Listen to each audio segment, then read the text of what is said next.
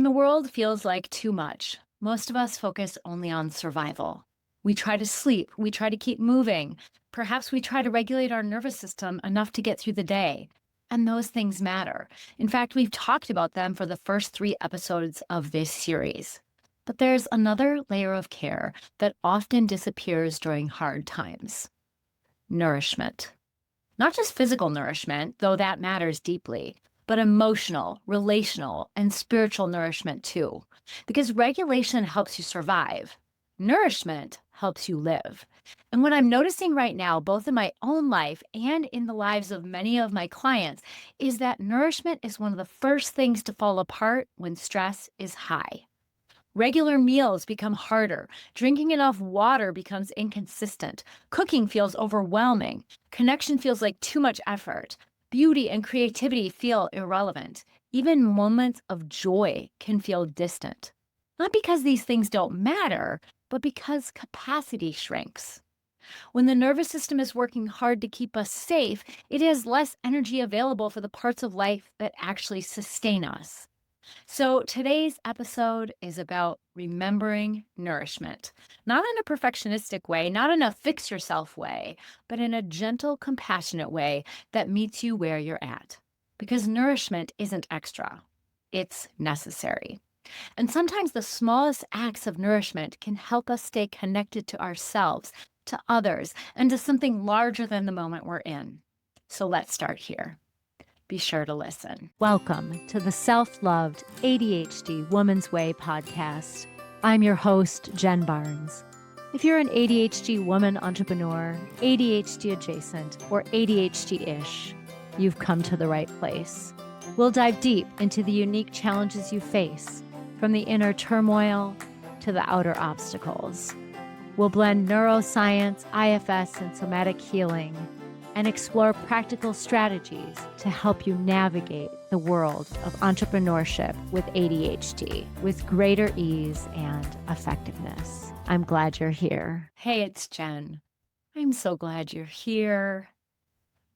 We're in part 4 of our 5-part series, and each part is important. And yet nourishment is the one that I see falling off so much right now. Like I said in the intro, I have so many clients struggling to remember to eat, or like I even noticed a lack of desire to cook anything. I've had an awful lot of bean burritos with cheese, vegan cheese, and an avocado on it, which isn't terrible, but it, what's going on in the world right now, especially in Minnesota here, is a lot. And so there's no shame if you're in this place of not drinking enough water or not finding nourishing ways over and above nourishing your body.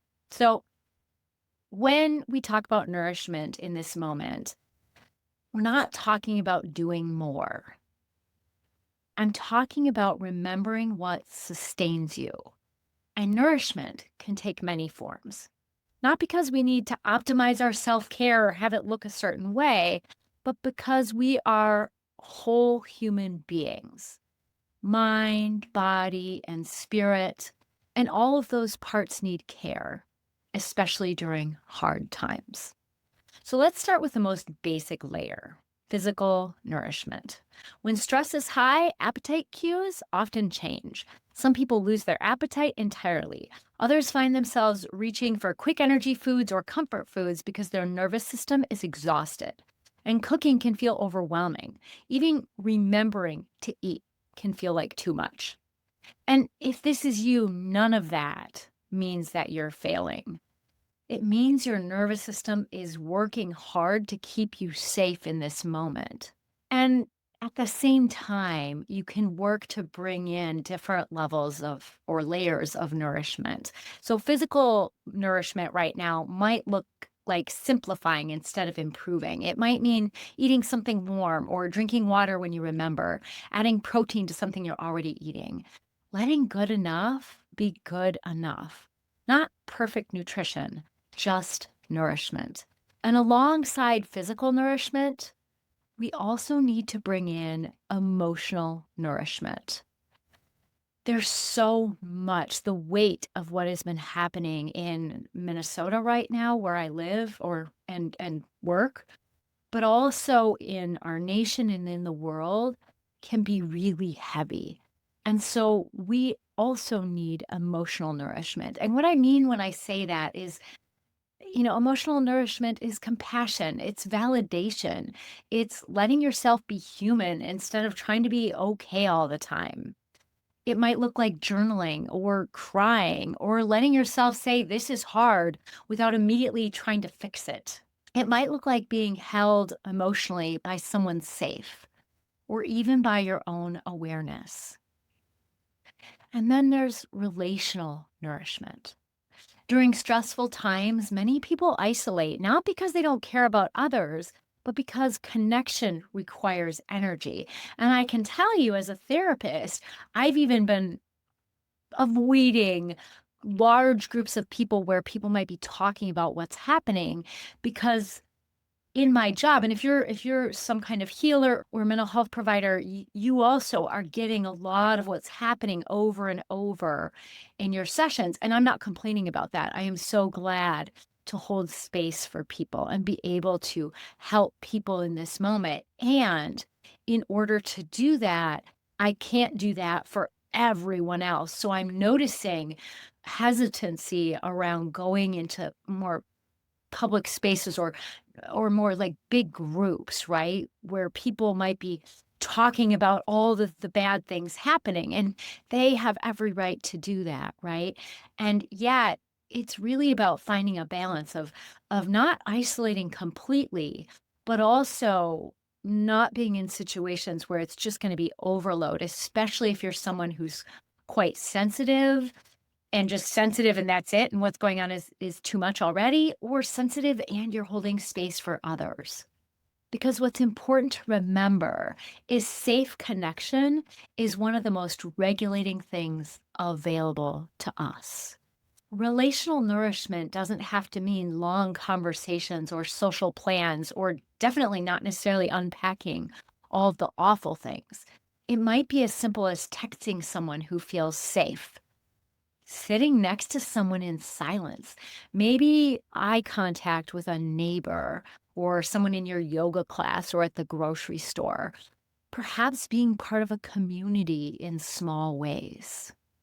There's lots of ways to feel emotional connection. It might even be I've got a client who I always encourage, she loves to knit and crochet, and I encourage her to go to the mall and do that, or a public space like the library and do that, just even to be around people so you're not alone in your space. Even knowing that you're not alone can be nourishing, but also we get oxytocin from being around other humans. And so making sure that you're finding that balance of, I understand if you need to pull back because being around people who are in distress right now can be a lot, but also it's important that you are able to receive some of that nourishment relationally in whatever way that's possible for you. And then there's spiritual nourishment, or what I sometimes think of as like meaning based nourishment. This isn't about being religious, though for some it could be. It's more about connection to something larger than the moment that you're in. Maybe nature or music. There's a lot of amazing music coming around right now, and a lot of it's protest music, so it might be the opposite of what you're looking for. But there's a lot of wonderful music coming out right now. Beauty, creativity, ritual, even just lighting a candle and being with your feelings. Stillness, prayer, if that's something you do. Cultivating gratitude, or maybe honoring the cycles of the season. Right now, as I record this, we are still in winter, but we are coming into more of a spiritual spring as we start to have the light return to us, as we just the more earth-based spiritualities are celebrating in bulk, which is Bridget and her inviting back the spring in some ways. And so maybe honoring that cycle of like, the winter, things are still percolating underneath, but they're getting close to bursting forth. Whatever it is, These things don't fix the hard times. We have large social problems that are not going to go away. And so I'm not suggesting we spiritually bypass and be like, I'm fine. I'm grateful for all these things, but rather find balance in feeling the feelings in whatever way you're able to, getting support so you can feel them and work through them. And then also nourishing yourself in these ways. Because while these things won't fix what's going on, they help us remember who we are inside of them. They help us stay human, and they help us stay aligned with our values in moments when our fight or flight response or shutdown response is often hijacking us because of what we see going on, the videos we've watched. For ADHD women especially, nourishment has to be gentle and it has to be flexible. When you're overwhelmed, nourishment is not a routine to master. It's something to return to again and again in small ways. It's really a practice. So maybe today, nourishment is drinking a glass of water. Maybe like from a real glass. I always drink out of a water bottle. And when I actually drink out of a glass, I'm like, oh, that was extra refreshing. Or maybe it's stepping outside for 2 minutes. In Minnesota, we've come out of it being very cold, like single digit temps, below zero wind chills, so that it's in the 20s, like Fahrenheit.